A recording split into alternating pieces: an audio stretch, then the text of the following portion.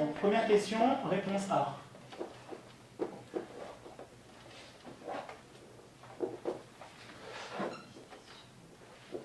Pourquoi? En fait, il faut savoir ici une chose.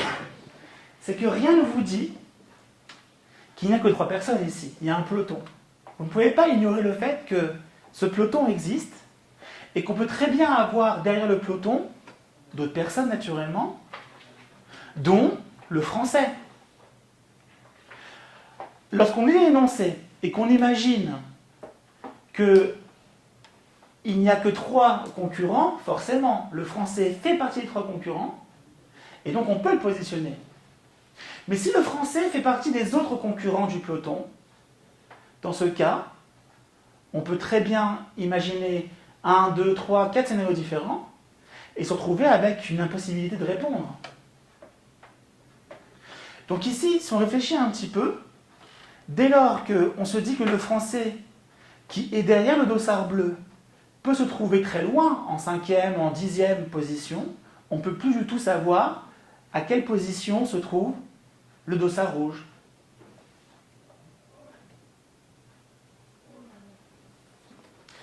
Donc maintenant, la question c'est comment est-ce qu'on est sûr de sa réponse ici? Parce que quelque part on se dit, bon, est-ce que je ne surinterprète pas en imaginant que le peloton est composé d'autres personnes et qu'on ne se concentre pas uniquement sur les 3? Ben, tout simplement par rapport aux réponses. Dès lors qu'il est impossible de savoir, on est obligé d'imaginer quelque part que ce scénario peut exister, sinon la réponse A n'existerait pas, quelque part. Et surtout qu'on vous dit bien qu'ils sont détachés du peloton, ça ne veut pas dire qu'il n'y a que les 3 sur lesquels on va se concentrer. Je veux dire, il y a un peloton qui existe, qu'on le veuille ou non. Donc même si tout porte à croire que l'exercice se concentre sur les 3 qui sont détachés du peloton, le peloton existe, qu'on le veuille ou non. Et la réponse A nous indique quelque part qu'il faut suivre cette hypothèse-là. Donc tout est réuni pour répondre à A ici, en fait.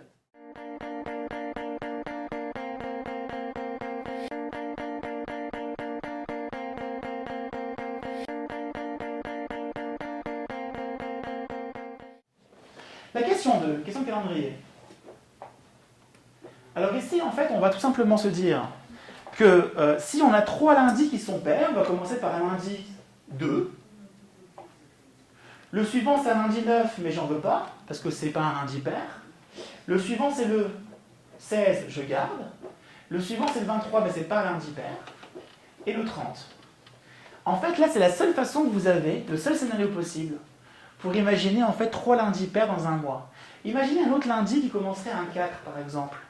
Ça nous ferait quoi après un 18 ici et un 32 là? Vous avez déjà vu un lundi 32?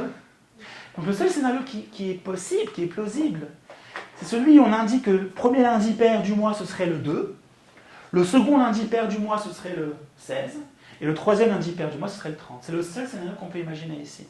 Ce qui nous indique ensuite le 20e jour du mois, le 20 c'est forcément un vendredi. Donc c'est la réponse ici, E, vendredi, parce que forcément c'est lundi 16, vendredi 20.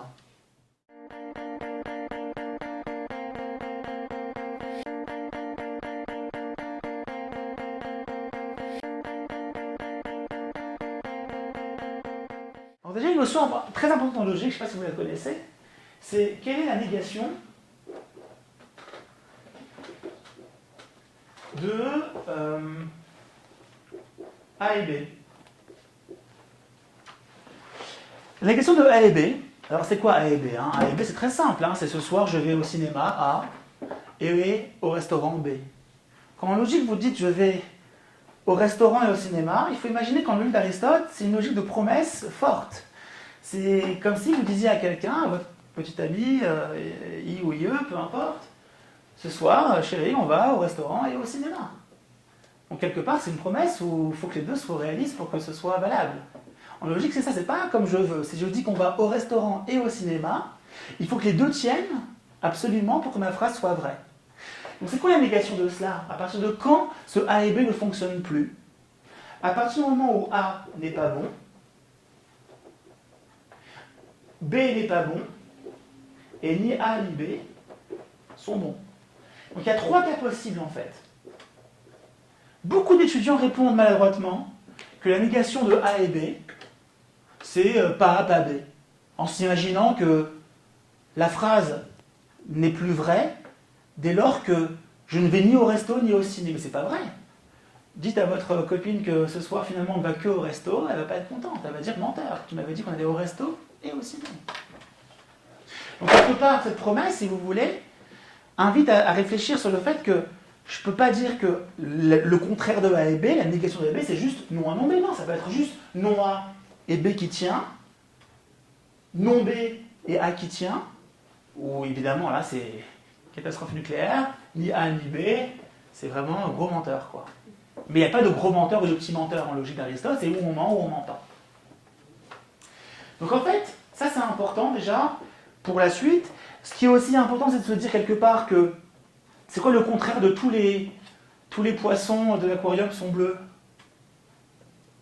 Le contraire de tous les poissons de l'aquarium sont bleus, c'est pas aucun poisson n'est bleu ou moitié rouge, il existe au moins des poissons qui n'est pas bleu. Ça veut dire que si je dis va voir l'aquarium, tous les poissons sont bleus, et qu'en fait le gosse il y va et qu'il voit un petit poisson rouge, alors que tous les autres sont bleus, ça suffit déjà pour dire menteur, tu m'avais dit que tous seraient bleus. Alors moi j'en vois un rouge, donc tu me mens. Bien sûr, a fortiori, s'ils sont tous rouges, il va dire mais il délire, ils sont tous rouges. Mais la phrase ne marche plus dès lors qu'il existe au moins un poisson qui n'est pas bleu. Au moins un. Pourquoi je vous dis ça? Parce que maintenant la correction va être rapide. Si les 45 salariés d'entreprise qui forment une queue dans laquelle chaque personne, hormis la première, affirme que la personne devant elle ment toujours, eh bien, ça c'est rigolo, parce que vous avez en fait ici une première personne qui est là, et vous en avez un peu 44 qui sont là. Il y en a 44 ici. Hein. C'est la première. Deux possibilités. La première devant, elle ment ou elle dit la vérité. Ce qui est super avec Aristote, c'est qu'il n'y a pas de tiers. Le tiers est exclu, il n'y a pas de je ne sais pas si elle ment, je ne sais pas si elle dit la vérité. On sait, c'est où elle ment, ou elle dit la vérité, il n'y a pas d'entre-deux. Imaginons qu'elle dise la vérité. Il se passe quoi? Il se passe que tout le monde ment derrière. Parce qu'elle dit que tous ceux qui sont derrière moi mentent. C'est ce qu'elle dit, non? La première personne de la queue affirme que toutes les personnes derrière elle mentent toujours. Le problème, il est où? C'est que si ce scénario-là est vrai, que la personne dit vrai en premier, ça voudrait dire quoi? Que tout ça c'est vrai aussi, forcément. Mais c'est pas vrai, ça. Pourquoi c'est impossible que ce soit vrai, ça? Elle dit quoi, la personne qui est là?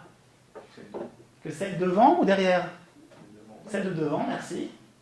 Celle de devant ment. Mais si elle ment, ça veut dire qu'en vérité, elle est comment, celle de devant? Elle dit la vérité. Si elle qui parle dit celle qui est devant moi ment, mais que la personne qui dit ça est une menteuse, on comprend que celle qui est devant dit la vérité, ne ment pas. On ne peut pas avoir deux M qui se suivent, c'est impossible. Donc ce cas est impossible. Et quel cas est possible finalement? C'est l'autre cas. C'est le cas où la première personne ment, auquel cas celle qui est là dit la vérité, l'autre qui est là ment, vérité. Et c'est une alternance en fait de vérité et ment. Et on va avoir ici vérité, ment, vérité et ment. Donc il y a une alternance entre vérité et ment à chaque fois. Ce qui nous fait ici en fait 22 menteurs, plus 22 qui disent vrai, plus un menteur ici, ce qui nous fait finalement 23 menteurs, 22 plus 1, réponse C, 23 menteurs.